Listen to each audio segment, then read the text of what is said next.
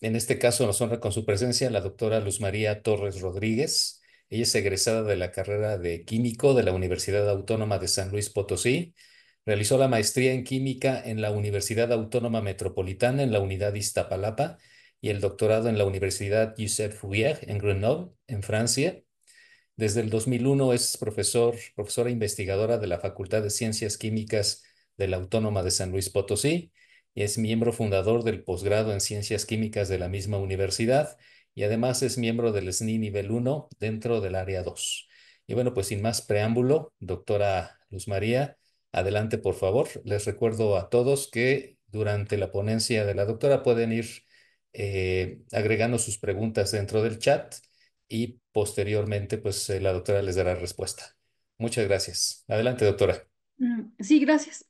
Muchas gracias por la invitación. Déjame ver. Mm, bueno, pues ya está la presentación, ¿no? Eh, híjole, creo que ¿No?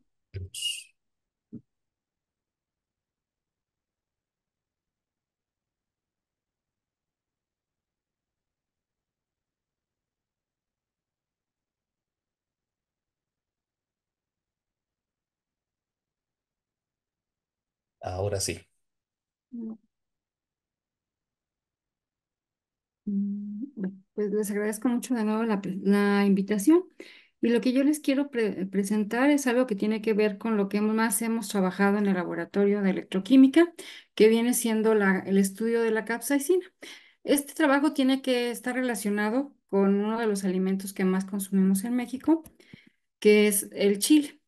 El chile, y desde tiempos memorables se conoce que se consume mucho en México. Hay documentos que lo avalan. Por ejemplo, Fray Bartolomé de las Casas escribió que sin chile los mexicanos no creen que están comiendo. Y también Humboldt dijo que el chile es tan necesario en México como la sal. Actualmente no solamente es necesario en México, también en todo el mundo. Ya se sabe, por ejemplo, que en Estados Unidos el consumo de la salsa mexicana derrotó al ketchup y actualmente el chile es el segundo condimento más utilizado en el mundo después de la sal. Este compuesto es de interés y tiene, aparte de que nos guste, tiene muchas propiedades. Por ejemplo, fue el primer cultivo domesticado en el mundo. Tiene un alto contenido de vitamina C, mucho más que el jugo de naranja. También tiene otras vitaminas más que la zanahoria. Y es importante en nuestra alimentación porque nos permite digerir el frijol y el maíz de mejor manera.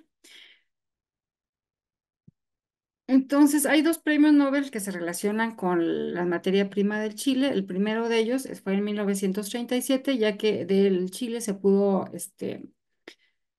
obtener la vitamina C pura, porque a diferencia de los cítricos, no tiene azúcar y sí fue muy fácil su obtención y por eso se ganó ahí el premio Nobel de la Química, el húngaro.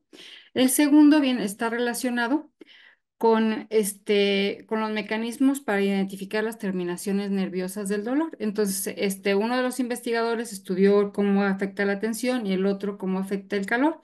Y para el calor, pues utilizó la capsaicina y así pudo identificar las terminaciones nerviosas. Además, los componentes que son los responsables de ese sabor pungente de los chiles se llaman capsaicinoides. Los capsaicinoides están formados básicamente por tres partes, la estructura. La primera de ellas va a ser el grupo amida. También tenemos aquí una cadena alifática. Esta cadena alifática es es la que presenta diferencias con respecto a todos los demás capsaicinoides, ya que hay muchos. También otra característica de la cadena alifática es que le confiere insolubilidad en medios acuosos. La solubilidad de la capsaicina es de 20 miligramos por litro, por eso nos desenchilamos más fácil si nos tomamos una cerveza o crema o algo. Pasa más rápido el efecto.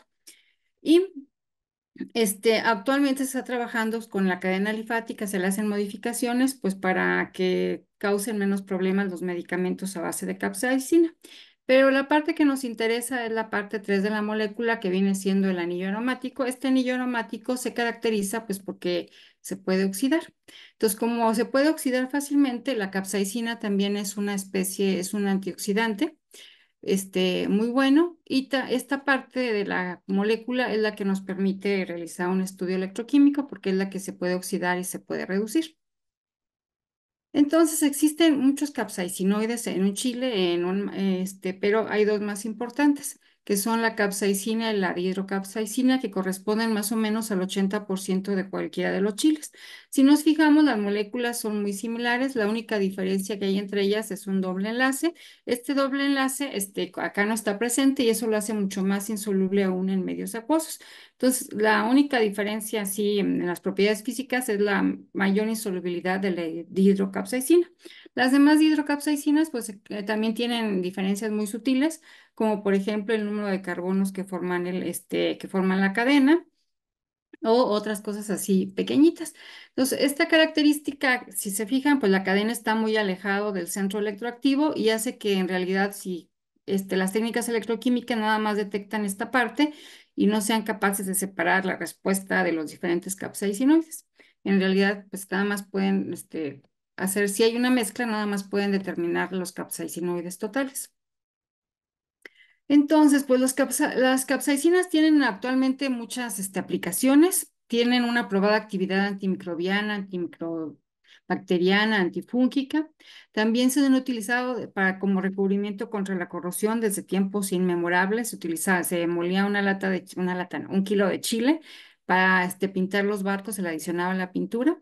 También se utiliza desde tiempos inmemorables para la protección personal, ya que es el principal componente de los sprays y también es un pesticida ecológico y tiene mucho uso terapéutico en el tratamiento de obesidad, en el asma, en neuropatía, etcétera, y hay muchas cremas a base de capsaicina. También se utiliza en la veterinaria para evitar que los caballos se coman la madera. Y también podemos considerar que es un ingrediente de alimentos, porque las salsas que ya vienen a una determinada concentración de capsaicina, se completa la concentración con capsaicina para dar el picor exacto siempre, como en la salsa Valentina y todas esas. Entonces, de esta manera, pues el estudio de la capsaicina, pues es de suma importancia. Para eso lo reflejan el número de publicaciones, si podemos consultarlo, hay como 23.500 publicaciones que se relacionan con la capsaicina y esto pues va en aumento. En el caso de los estudios electroquímicos, la oxidación de la capsaicina se estudió por primera vez en el año 2008, que no es hace tanto tiempo, y lo que se observó, aquí tenemos la respuesta. Entonces, la respuesta en una es un electrodo no modificado y la otra es un electrodo modificado. Podemos observar que la modificación, que vienen siendo nanotubos de carbono, pues inducen una mejora considerable en la respuesta. Entonces aquí se determinó cuál era el mecanismo de oxidación de la capsaicina. Entonces la primera parte viene siendo pues la oxidación del grupo H y corresponde a la línea punteada al primer ciclo y esa es la línea de oxidación irreversible, el pico de oxidación irreversible de la capsaicina. Si nosotros continuamos, hay una reacción que no tiene aquí intercambio de electrones, por lo tanto no se ve reflejada en el voltamperograma. Y la siguiente reacción viene siendo la oxidación y la reducción de los grupos del producto de oxidación de la capsaicina, que corresponden al pico 2 y al pico 3. Entonces, de esta forma, pues tenemos nosotros varios productos, varios picos que podemos utilizar para analizar la capsaicina, ya sea el pico de oxidación irreversible de la capsaicina o bien estos dos picos de los productos de oxidación de la capsaicina. Aunque ya se han estudiado más el mecanismo y ya se han encontrado nuevos procesos. De esta forma, pues nosotros podemos estudiar lo que corresponde a la capsaicina. Déjeme. Ujú. De dos maneras. Una, aquí en este caso tenemos un electrodo también modificado y podemos observar que el pico de oxidación de la capsaicina, pues aquí está, es mayor que el pico de los productos que el pico de del producto que se oxida y se reduce aquí de la capsaicina. Y vemos aquí que hay una separación muy grande, que el proceso pues no es un sistema rápido y en ese caso pues lo que se prioriza es estudiar el proceso con el pico 1. Si nosotros tenemos el caso donde la oxidación del producto, la capsaicina oxidada es la que nos da los picos mejores, que por cierto la capsaicina tiende a absorberse, oxidada tiende a absorberse sobre la superficie del electrodo, entonces pues vamos a utilizar los picos que corresponden aquí al proceso. Entonces podemos utilizar cualquiera de los dos y hay muchos estudios sobre la capsaicina utilizando métodos electroquímicos. Entonces, uno de ellos es el comportamiento de la capsaicina como un anticorrosivo. Ahí nos estudia la capsaicina propiamente dicha, aunque esté involucrada. La otra es la modificación de electrodos para cuantificación de analitos. Entonces, aquí tenemos un ejemplo donde nosotros oxidamos la capsaicina y aquí están los subproductos formados. Aquí está el compuesto formado y este compuesto tiene un par redox que puede facilitar la transferencia electrónica. Y aquí tenemos la respuesta de la dopamina. Entonces, la dopamina aquí en el electrodo limpio, ya con y acá la reacción se cataliza por la presencia de los grupos OH que facilitan la transferencia electrónica. Entonces, pues lo podemos utilizar para modificar electrodos y determinar analitos. También se ha utilizado las técnicas electroquímicas para proponer mecanismos de digestión en el cuerpo humano. Y también pues para la cuantificación electroquímica de la capsaicina y otros. Entre los otros, pues les quiero comentar de lo que hemos hecho en el laboratorio, que es el estudio de los complejos de inclusión entre la betaciclodextrina y la capsaicina. Estos complejos, pues las ciclodextrinas, pues son oligosacáridos cíclicos y su parte interior es lipofílica y la exterior hidrofílica y esto permite la formación de complejos de inclusión. En el caso particular, pues con la capsaicina, ¿por qué se utiliza esto? Pues se utiliza porque la capsaicina se descompone muy rápidamente. Si se fijan, si dejan una salsa sin cerrar, se va a oxidar muy rápido, rápidamente pierde el picor y muchos proponen pues la encapsulación para que dure más la capsaicina en los productos. Entonces, para estudiar el complejo capsaicina-ciclodextrina, pues necesitamos saber cuál es la constante de inclusión. Esta constante, para determinarla, nos basamos en un método reportado en la literatura de un compuesto similar que es donde se le agrega iodato para oxidarlo y formar este compuesto. Este compuesto va a producir esta señal de absorbancia que va incrementando con el tiempo. Consideramos que la reacción es de primer orden porque este está en una gran concentración con respecto a y pues vamos a determinar la constante de velocidad. Si se fijan, este compuesto se parece mucho al de la capsaicina, entonces creemos que podemos hacer algo parecido.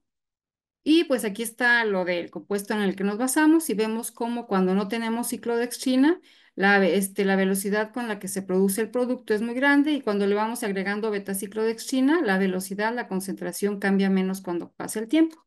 Entonces, basado en esto, y después ya que tenemos las constantes, pues tenemos que aplicar un modelo y este modelo nos permite determinar la constante de inclusión en base a las constantes de velocidad.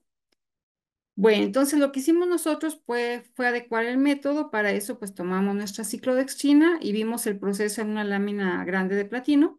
Y lo que observamos fue que aquí el pico de oxidación se sitúa más o menos a 0,8 voltios con respecto al electrodo de plata, cloruro de plata. Y entonces determinamos que podemos oxidar la capsaicina no agregando un agente oxidante, sino pues electroquímicamente. Entonces sustituimos el oxidante por la aplicación del potencial y aquí tenemos más o menos el resultado. Este viene siendo cómo va aumentando, cómo va creciendo el pico de absorbancia correspondiente a ese producto y lo graficamos en función del tiempo. Entonces vemos que va aumentando con el tiempo hasta que alcanza un valor estacionario. Aplicamos estos datos a un modelo de primer orden y vemos que se ajusta muy bien. Aquí el valor de la constante es 5 punto algo por 10 a la menos 3. Entonces repetimos el experimento, pero esta vez con ciclodextrina, y lo que observamos es de que pues, va a pasar lo mismo, pero se va a tardar más y la constante de velocidad disminuye. Aplicamos los datos al modelo, aquí vemos cómo la constante de cinética de formación del producto pues va disminuyendo a medida que aumentamos la concentración de ciclodextrina. Y pues de aquí podemos obtener, aplicando ya los datos a este modelo lineal, podemos obtener la constante de asociación y nos da 3,55 que se parece mucho al ya reportado en la literatura. Entonces, con técnicas electroquímicas, pues pudimos determinar cuál es la constante. Otra cosa que podemos estudiar de los complejos de inclusión pues viene siendo su estequiometría. Entonces, para eso, pues hicimos soluciones que contienen diferentes concentraciones de ciclodextrina y de capsaicina y graficamos aquí la corriente en función de la concentración. Aquí vemos que hay un quiebre más o menos en 1, lo que nos indica que la estequiometría del complejo capsaicina-betaciclodextrina es de 1. Acá tenemos la gráfica de Hopf Y vemos aquí también que más o menos el máximo se encuentra en punto 5. Este experimento lo repetimos muchas veces y siempre hay un punto que se sale y bueno, de acuerdo a la literatura eso puede ser primero porque nosotros necesitamos un electrolito soporte y el que utilizamos también forma complejos de inclusión con la capsaicina, con el ciclodextrina. Y la otra es que como las ciclodextrinas tienden a formar aglomerados que se alejan de la idealidad y por eso podemos ver ahí ese punto que siempre se nos sale. Entonces, pues, entre las cosas que hemos estudiado en el laboratorio, pues es las complejos de inclusión ciclodextrina, capsaicina. La segunda, pues que habíamos dicho que se puede hacer, es la determinación electroquímica de la capsaicina. Entonces, para eso nosotros utilizamos pues un electrodo que hay varios métodos que ya sabemos y que también desde el método organoléptico, si bien no nos da una concentración así analítica, sí a la gente de la industria sí le da mucha idea de cuál es la cantidad de la capsaicina que está ahí. Y dentro de los métodos, pues podemos poner, por ejemplo, el HPLC, el cual pues tiene muchas ventajas. La ventaja principal sobre la técnica electroquímica es que ese método sí puede discernir entre las diferentes capsaicinoides, sí nos puede decir cuánto hay de cada uno, que su límite y pues yo la vendría como desventaja porque las técnicas electroquímicas, a lo mejor no las que yo desarrollé, pero sí las de la literatura ya andan en nanomoles. Y la desventaja es de que los productos luego no son muy económicos. Entonces, pues están las técnicas electroquímicas y a la que nosotros utilizamos fue utilizar un electrodo modificado de acuerdo al reportado en la literatura con una solución de beta-ciclodextrina. Modificamos un electrodo de pasta de carbón y pues lo que se supone que pasa es de que se van a almacenar las ciclodextrinas en la superficie del electrodo. Ese electrodo pues ya lo utilizamos creemos que es bueno porque ya se ha reportado que muchos productos mejoran considerablemente su respuesta en presencia de la ciclodextrina. Entonces, pues procedimos a hacer el análisis de la respuesta de la capsaicina en un electrodo no tratado. Y aquí vemos pues el pico de oxidación del monómero, que es más grande, de la capsaicina, que es más grande en comparación a los productos que forma. Y estos picos pues están muy separados, el proceso no es muy reversible. Y pues, no, y así está. En cambio, cuando nosotros utilizamos el electrodo modificado con las ciclodextrinas, vemos que el par sí es bien simétrico y que la separación entre los picos es muy pequeña, por lo que podemos decir que el proceso aquí es mejor. Aquí podemos ver que se acumula más el producto de oxidación, porque estos picos son mayores que el de la oxidación de la capsaicina. Entonces, si hacemos la cuantificación. mm, bueno, entonces, la otra cosa es que no mencioné fue lo de la corriente. Vemos que la corriente se incrementa notablemente cuando más o menos, creo que era 300, ya ni lo veo, pero se incrementa mucho cuando nosotros utilizamos el electrodo modificado. Entonces, nosotros procedimos a hacer la cuantificación, pero también lo hicimos con la dihidrocapsaicina. La dihidrocapsaicina es mucho menos soluble en los medios acuosos, entonces utilizamos concentraciones más bajitas, pero no obstante, nosotros podemos alcanzar a ver cuál es la respuesta ahí, aunque la concentración sea mucho más baja que la de la capsaicina. También comparamos la respuesta de la capsaicina con la dihidrocapsaicina y vemos que las respuestas son diferentes, aunque tengan más o menos el mismo intervalo de concentraciones. Entonces, como ya esperábamos, pues tenemos los mismos picos y aunque cualitativamente no son iguales, pues no podemos distinguir entre uno y otro. La otra, tenemos también, lo que notamos es que siempre hay mayor corriente para la dihidrocapsaicina, siempre que sea cual fuera el electrodo modificado, siempre hay una corriente más grande para la dihidrocapsaicina. Bueno, entonces finalmente pues hicimos la mezcla y la respuesta pues es indistinguible, presenta los mismos picos, aunque el comportamiento, la altura de los picos no es igual. Bueno, entonces ya con también utilizamos este electrodo desnudo, el electrodo sin modificar para determinar el límite de detección para la capsaicina y fue de 1.036. Si lo repetimos con el electrodo modificado, disminuye a 0.210 y aumenta la sensibilidad. Lo mismo para la dihidrocapsaicina. El límite de detección es de 0.155, pero si lo hacemos con un electrodo modificado, nos va a mejorar. Ujú. Entonces vamos a pasar al segundo método para determinar la capsaicina, que es el uso de polímeros conductores electrónicos, en este caso particular la polianilina. Los polímeros conductores electrónicos son materiales que permiten el paso de los electrones en ellos y se caracterizan porque tienen una forma alternada de dobles y triples enlaces. Cuando nosotros hacemos una oxidación, extraemos electrones, se produce una deslocalización y los electrones van a lo largo de toda la cadena. La diferencia entre uno oxidado y uno reducido, pues es mucha. Por ejemplo, cuando el polímero está reducido, no conduce la electricidad. Cuando está oxidado, conduce la electricidad. También hay un cambio de color, un cambio de volumen. Más o menos esas son las características de un polímero conductor electrónico. Donde vemos que dijimos que se deslocalizan las cargas cuando quitamos electrones. Entonces aquí tenemos un polímero, digamos que está reducido. Cuando extraemos electrones, se producen aquí más zonas energéticas que permiten el paso de la corriente eléctrica, pensando en la teoría de bandas. Entonces los polímeros, pues dijimos, se caracterizan por la alternancia de simples y dobles enlaces, y el que vamos a estudiar en este caso pues sería la polianilina.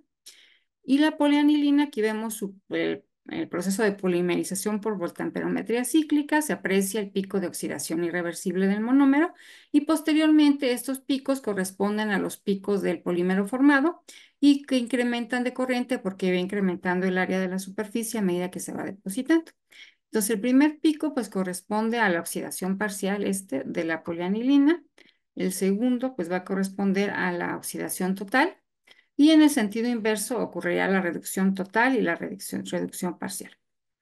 También una técnica que hemos utilizado en el laboratorio es la microbalanza de cuarzo. En esa técnica depositamos nuestros electrodos intercalados entre un cristal de cuarzo que tiene la propiedad de que si le aplicamos una corriente eléctrica empieza a vibrar.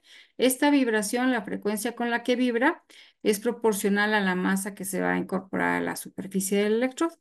Entonces, pues dependiendo ahí de la frecuencia fundamental de cada cuarzo, podemos pasar de frecuencia a masa por medio de esta relación, siempre y cuando pues los depósitos sean homogéneos, las películas que estamos depositando sean rígidas y los depósitos sean delgados. Bueno, entonces en este caso, por ejemplo, una de 9 MHz tiene una sensibilidad de un nanogramo. Y pues entre mayor sea la frecuencia fundamental que está aquí, pues mayor va a ser la sensibilidad de nuestro equipo. Entonces aquí les presento la respuesta que obtuvimos nuevamente de la capsaicina, pero esta vez sobre un electrodo de platino. Vemos los picos característicos que ya habíamos dicho, el de la oxidación de la capsaicina y la oxidación-reducción de los oxidrilos que están en el producto de oxidación de la capsaicina. Entonces aquí vemos que en el caso de los subproductos, pues son muy asimétricos y la separación de los picos es muy grande, lo que quiere decir que la transferencia es lenta. Entonces ahí está el mecanismo. Y lo que también hicimos fue analizarlo con la microbalanza de Quartz, porque se sabe que el producto se adhiere a la superficie del electrodo. Aquí no tenemos nada de capsaicina y pues nada más se ve que la frecuencia no cambia mucho. Cuando tenemos capsaicina, lo que observamos es de que aquí la frecuencia pues va aumentando un poquitito, a lo mejor no se nota mucho, y hay una bajada aquí, que es más o menos donde ocurre el proceso donde se pierde agua en la capsaicina durante la oxidación, y aquí se ve la pérdida de masa. A medida que aumentamos la concentración de la capsaicina, vemos que ese cambio es más abrupto, este cambio aquí que se produce, que asociamos a la liberación de agua durante el proceso. Y pues podemos concluir que aquí que sí se está acumulando la capsaicina también en el electrodo de platino durante el estudio electroquímico. Bueno, una vez analizado esto, pues vamos a comparar la respuesta ahora sobre la polianilina. Estos dos picos de aquí son los correspondientes a la polianilina. En este caso, nosotros observamos un proceso adicional que ya también está reportado en la literatura y corresponde a la polimerización del subproducto que se forma durante la oxidación de la capsaicina. Y lo que observamos, pues, es que aquí, a diferencia de esto, nosotros tenemos un par, pues, más simétrico, aquí en estos dos que corresponden a estos. el par es más simétrico y lo que quiere decir que la transferencia electrónica es más rápida. Aquí no se puede ver el pico de oxidación de la capsaicina, pero sí podemos ver dos productos, dos de los subproductos. También observamos que a medida que vamos acumulando la capsaicina en la polianilina, este pico va disminuyendo porque el proceso de transferencia de carga se va haciendo más lento cuando la acumula. Y pues tenemos ahí los dos procesos que se diferencian. Y pues ahí está la reacción que decíamos que también ya está reportada en la literatura, aunque menos, que es la reacción de un depósito, del depósito de la capsaicina. Bueno, si nosotros transferimos nuestra solución a otro, nuestro electrodo a una solución que no tenga nada, pues vemos que aquí prevalecen esos picos, lo que quiere decir pues que sí se quedaron adheridos en la superficie del electrodo. Entonces, pues tenemos ahí que el comportamiento es congruente con la formación de un depósito sobre el de capsaicina sobre la polianilina. Bueno, entonces vamos a ver los cambios de masa aquí de la polianilina, nada más que aquí van a estar los cambios que se observen durante la deposición de capsaicina, van a estar empalmados con los procesos de la polianilina. Entonces aquí al empezar el barrido vemos que la corriente vale cero y el cambio de masa vale cero. A medida que nosotros aumentamos el potencial, vemos que hay una corriente de oxidación. Entonces, durante la corriente de oxidación, lo que vamos a pasar es que ahí teníamos el electrodo sin nada. Entonces, cuando realizamos que aquí no hay corriente, no hay cambio de masa, cuando nosotros realizamos el barrido, lo que vamos a hacer es que vamos a crear cargas aquí positivas y van a venir cargas negativas del medio y vamos a observar un cambio de masa. Aquí está el voltamperograma y aquí están los cambios de masa que se suceden al mismo tiempo. Si nosotros continuamos el proceso, pues vemos que va a ocurrir lo mismo, pero una vez que invertimos el potencial, pues los iones que se incorporaron se eliminan y vemos que hay un cambio de masa. Eso sería sin la capsaicina. Porque lo que vamos a ver a continuación, pues es la mezcla de la capsaicina con lo de la polianilina. Entonces, durante la oxidación, el electrodo se carga y agarra aniones del medio y se ve que va aumentando y ya esto se invierte cuando invertimos el potencial. Entonces, aquí hay un cambio de masa y ese cambio de masa generalmente está relacionado con el ion del medio, con el ion que se va a incorporar con el anión del medio. Bueno, una vez que le ponemos capsaicina, aquí tenemos las diferentes concentraciones, vemos cambios. El primer cambio es de que aquí pues no teníamos incorporación de masa, sino hasta que se alcanzaba aquí el potencial. Aquí hay un aumento de masa desde un inicio, lo que quiere decir que la capsaicina se va incorporando. Ahí durante el proceso, aún antes de que se cargue la polianilina. La segunda cosa que vemos diferente es de que aquí el cambio de masa pues es una línea recta, mientras que aquí vemos que hay un pequeño quiebre y ese pequeño quiebre lo asociamos ahí a la pérdida de agua que sufre la capsaicina. Acá también vemos un proceso más o menos similar, lo que corresponde al quiebre de acá. Ya cuando invertimos el potencial, pues ya es lo mismo. También nosotros podemos calcular con nuestros cambios de masa, podemos calcular el peso equivalente con esta expresión. Si lo hacemos en una solución que no tiene capsaicina, nada más que lo anoté, la masa molar que vamos aquí, la masa molar entre el número de electrones corresponde al anión que yo utilicé en el medio.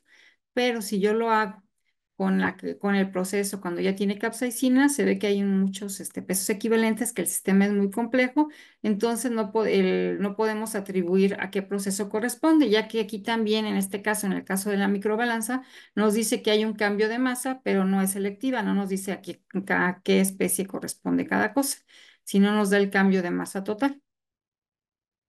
Entonces, pues aquí no podemos asignar a qué especie corresponde. Pero lo que sí vimos fue que hay un cambios de masa y que esto depende también de cómo es la morfología de la polianilina. Aquí tenemos el ácido perclórico que tiene una estructura compacta y va cambiando muy poquito con la concentración. El ácido sulfúrico da una estructura menos compacta y vemos que también aquí aumenta más con relación a este. Y finalmente el ácido sulfúrico le damos un tratamiento para hacer más poroso y ya estos picos pues se ven más grandes. Y estos picos se parecen mucho a los que se han observado durante la polimerización de este compuesto, que es un compuesto que tiene el mismo grupo que el mismo grupo aromático que la capsaicina, una vez oxidada. Bueno, entonces para corroborar que sí depositamos que sí se deposita la polianilina durante el tratamiento, pues hicimos los espectros de infrarrojo y aquí vemos el de la polianilina, la capsaicina y vemos el depósito de capsaicina, pues que no se parece a la capsaicina, lo que nos indica que muy probablemente se trata del producto de oxidación. Acá también lo vemos antes y después y vemos que hay un cambio, que se ve que hay un depósito sobre la superficie del electrodo cuando nosotros hacemos la polimélisis, cuando hacemos el análisis de la capsaicina, que algo se está inmovilizando, que es lo que ahorita se está usando para analizar otras sustancias. Bueno, finalmente, pues si nosotros hacemos nuestra gráfica de cambio de masa durante la adición de capsaicina, vemos que nos da una línea recta y también pues lo podríamos utilizar en dado caso para la cuantificación, porque vamos viendo cómo se va depositando capsaicina durante el análisis a medida que aumenta la concentración, nos da más o menos una línea recta. También lo hicimos con la corriente y con la corriente encontramos un límite de detección de 0,78 y aquí encontramos un quiebre. Entonces, más o menos fue lo que encontramos aquí, los límites de detección para las dos zonas lineales, que son estas, pero tratamos de mejorarla un poquito utilizando otro método que viene siendo, entonces decíamos que aquí se va a capturar la polianilina, la capsaicina, la especie oxidada de la capsaicina por esta estructura y que durante este proceso pues vamos a ver dos señales, una que aumenta y una que disminuye, entonces podemos utilizar el método dual. El método de la señal dual es que cuando tenemos un aumento, que un cambio de concentración induce un aumento de un pico y una disminución del otro, podemos hacer la suma de los dos y mejorar la respuesta. Entonces, aquí tenemos un ejemplo. Entonces, en este ejemplo, a medida que aumentamos la concentración de una especie, este pico disminuye y este pico aumenta. Entonces, con la señal individual, pues esta es la línea, la curva de calibración, y con la suma de las dos contribuciones, esta es la curva de calibración.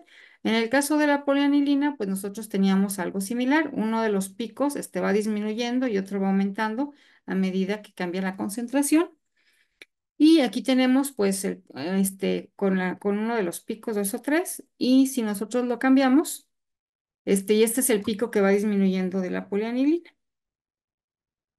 Entonces pues tenemos ya usando la señal dual pues aumentamos la sensibilidad, aumentamos la pendiente y sin la señal dual está aquí más pequeñita y además que pierde más rápidamente la linealidad. Entonces, pues ahí tenemos los límites de detección con la señal, sin la señal dual y con la señal dual que se mejoran con este tratamiento.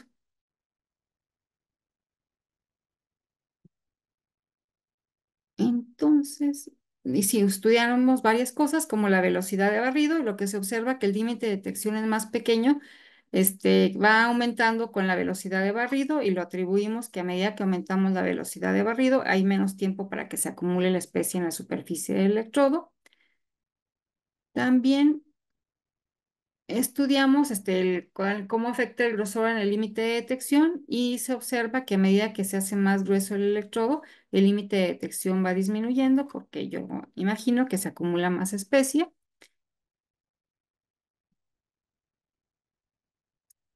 Y finalmente, pues también usamos la dihidrocapsaicina y la capsaicina.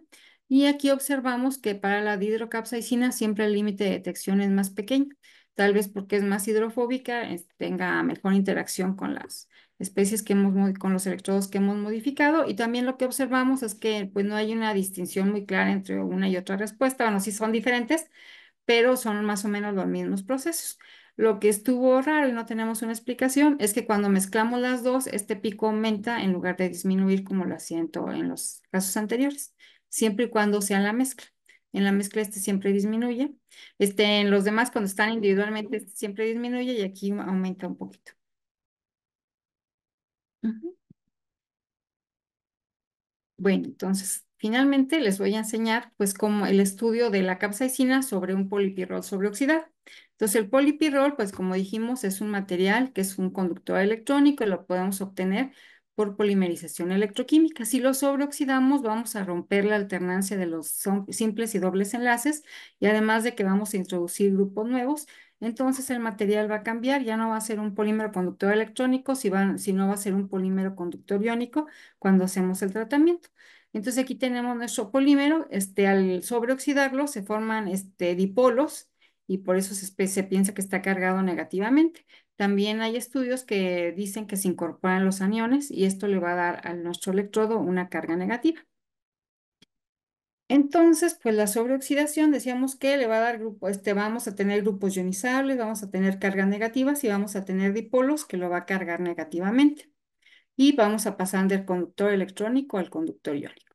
Entonces, ¿cómo se sabe que sí tiene que sí es capaz si tiene esa carga negativa? Bueno, aquí tenemos la respuesta del ferricianuro, que tiene una carga negativa. Entonces, cuando nosotros tenemos el electrodo solito, pues nos da esta respuesta. Cuando tenemos cubierto con polipirrol, no pasa porque tiene una repulsión electrostática con el medio. En el caso de esta especie que está cargada positivamente, una vez que sintetizamos el electrodo sobre el polipirrol sobre el platino, pues vemos que no hay un cambio muy considerable entre estos dos.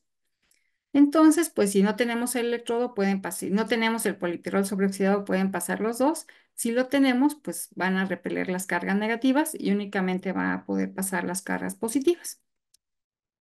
Y lo mismo pasa si utilizamos polianilina sobreoxidada. Aquí tenemos la respuesta. Cuando tenemos la polianilina sobreoxidada, no hay ningún paso de corriente para el ferricianuro. Y acá en esta especie, como está cargada positivamente, pasan más o menos de la misma manera. Entonces, una ventaja que tendría el polipirrol sobreoxidado es de que tendría selectividad hacia especies catiónicas presentes en los alimentos, por ejemplo. Bueno, entonces aquí tenemos la respuesta nuevamente del electrodo sin cubrir, que es lo mismo que ya habíamos visto antes, el pico de oxidación de la capsaicina y el pico de los subproductos. Y bueno, ya nos dimos a la tarea de formar el depósito de polipirrol. Aquí está el depósito y hicimos la determinación de la capsaicina sobre él. Los picos de la capsaicina apenas si se ven por aquí, cuando el polipirrol no está sobreoxidado. Cuando lo sobreoxidamos, lo que vamos a observar es de que esta era la respuesta que teníamos del polipirrol en el electrolito soporte antes de la sobreoxidación. Cuando lo sobreoxidamos, la respuesta cambia drásticamente porque corresponde a la respuesta del platino que se ve a través de los poros del polipirrol. Por eso disminuyó mucho. Entonces ya lo sobreoxidamos y pues procedemos a realizar la determinación de la capsaicina. Entonces aquí tenemos nuestro electrodo no modificado, la respuesta de la capsaicina en el electrodo no modificado y aquí tenemos la respuesta de la capsaicina en el electrodo modificado. Pues, esta respuesta pues tiene varias características. Primero que no se parece nada a la respuesta que hemos observado hasta el momento. Y la segunda es de que la corriente pues crece mucho con respecto al electrodo no modificado. Y pues nada más. Entonces, aquí tenemos nuestra respuesta y hasta el momento pues hemos encontrado una explicación de este comportamiento. No sabemos si es una absorción o algo, porque observamos que aún en el barrido inverso las corrientes siguen siendo positivas. Pero pues sí podemos hacer la determinación analítica. Ujú. Pues aquí nosotros tenemos cómo varía la concentración de la capsaicina. La corriente de los dos puede variar igual, de la corriente de estos picos en función de la concentración de la capsaicina. Tenemos una muy buena linealidad y ahí están más o menos los límites de detección. Y esto lo podemos hacer con concentraciones más bajas. Entonces ahí está la respuesta. A lo mejor no se ve tanto, pero sí aquí va cambiando aquí. Y pues aquí tenemos más o menos los límites de detección. Pero pues hasta el momento no hemos encontrado pues una explicación de lo que está pasando ahí en el electrón. Y pues sería todo. Muchas gracias. Muchas gracias, doctora. Un favor, ¿podría prender su cámara? Ah, no la aprendí. Ahorita la aprendí. Muchas gracias. Ujú.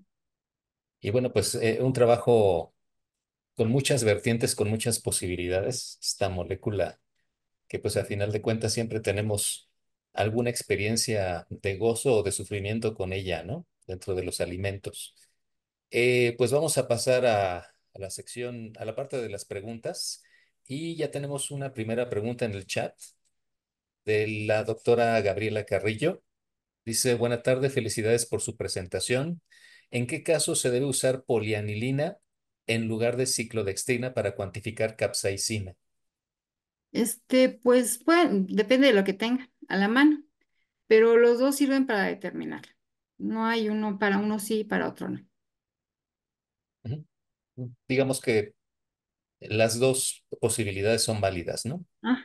Aunque la ventaja que tiene la de la polianilina es que lo pueden reutilizar muchas veces, la ciclodextrina como que nada más una ella. Ah, ok. Ujú, De hecho, esa es una pregunta que yo tenía. Eh, ujú.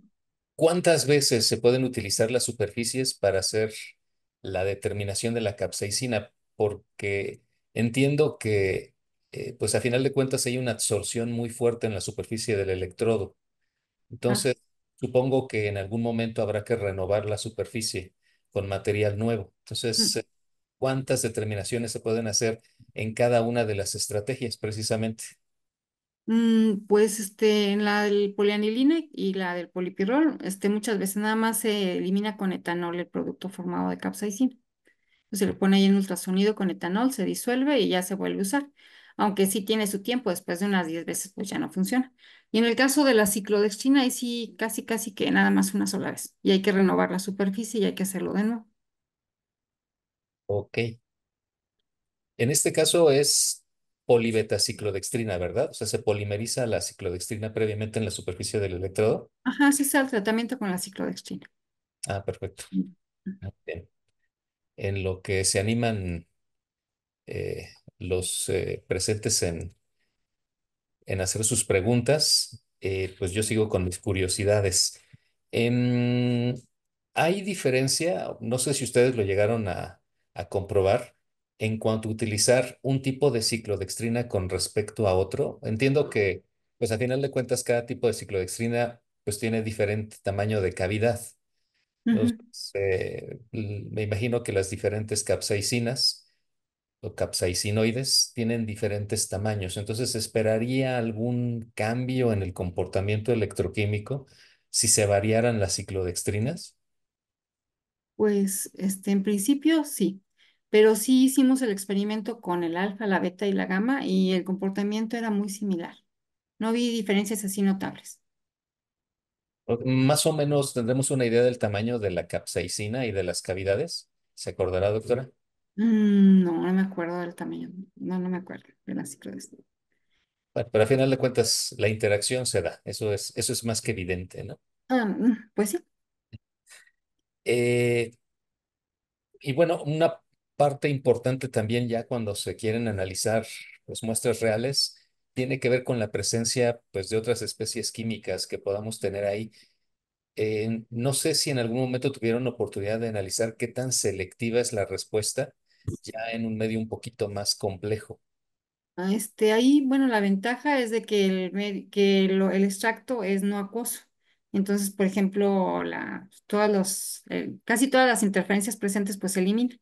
La única interferencia pues podría ser la capsaicina, porque nosotros podemos determinar nada más los capsaicinoides totales, no sabemos cuáles, pero los otros, como están en medio acuoso, se extraen en medio, son acuosos, pues no van a la parte orgánica.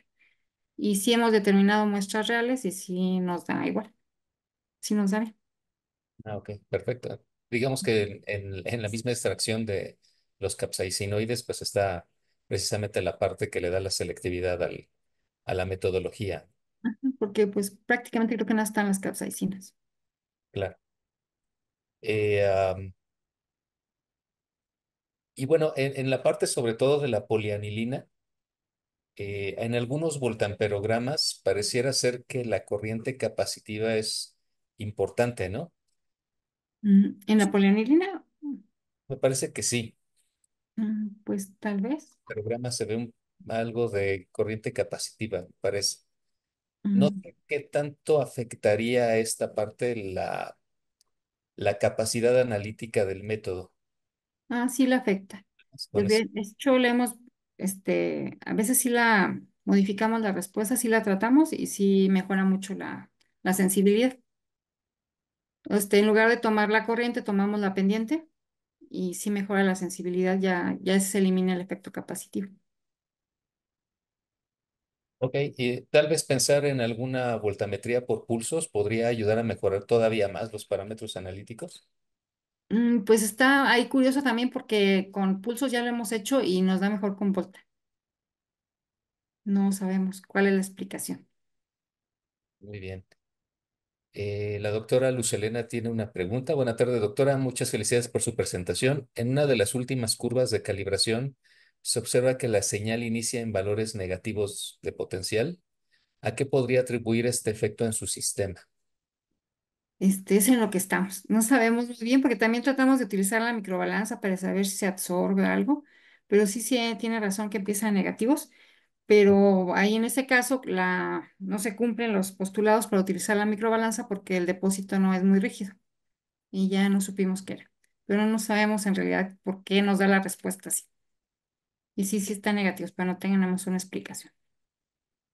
Muy bien. Siempre pasa, ¿no? Cuando uno está investigando algo nuevo, uno Ujú. propone, pero el experimento dispone y Pues luego el sí. comportamiento no es el esperado y en serio que uno Ujú. está jalando los pelos para entender qué es lo que está pasando, pero bueno, eso también abre muchos nichos de oportunidad para pues entender la relación química que tendría la capsaicina con los diferentes materiales que ustedes probaron.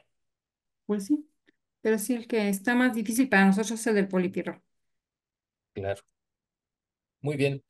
Pues si no hay más preguntas por parte del público, podemos pasar a la entrega de los reconocimientos, por favor. Ah, perdón, tenemos una pregunta emergente de la doctora Silvia Corona. ¿Qué muestras reales han probado?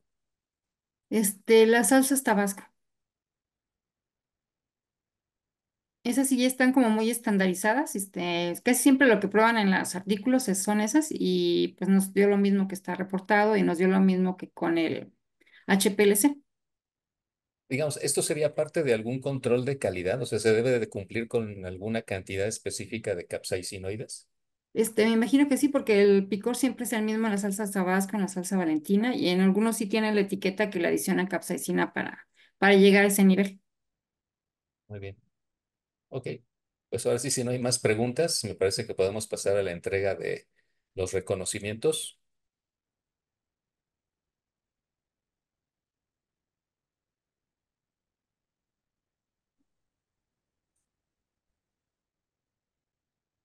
Muchas gracias.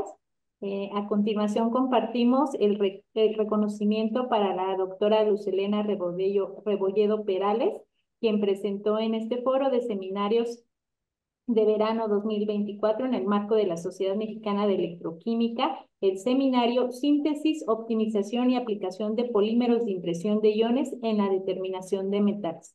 Muchas gracias, doctora Luz, por su participación. Sí, muchas gracias a ustedes por la invitación. Y bueno, de la misma forma, pues a nombre de la Sociedad Mexicana de Electroquímica, en el marco de los seminarios de verano 2024, pues se extiende el reconocimiento a la doctora Luz María Torres Rodríguez por haber impartido el seminario Estudio Electroquímico de la capsaicina y su determinación empleando electrodos modificados con polímeros conductores electrónicos. En el marco de los seminarios 2024 de la SMEC, celebrado de forma virtual, eh, en específico este día, 28 de agosto de 2024. Muchas gracias, doctora, por aceptar la invitación. Ah, no, muchas gracias por invitarme. Y no sé si pudiéramos ahora contar con la participación de la presidenta de la SMEC para pues la clausura de nuestro seminario. Sí, muchas gracias. Bueno, en realidad agradecemos la participación de la doctora Silvia Corona, del doctor Jean Álvarez y de nuestras ponentes. Esta sesión ha sido grabada y próximamente será colocada en el canal de YouTube de la SMEC. Los invitamos a que consulten nuestras redes sociales, la página web, el canal de YouTube y la página de Facebook. También les recuerdo que ya está publicado el último número del Boletín Dipolo en el canal de Facebook y próximamente también en la página de web. No olviden renovar sus membresías de la SMEC. Los invitamos a quienes no estén inscritos a que lo hagan.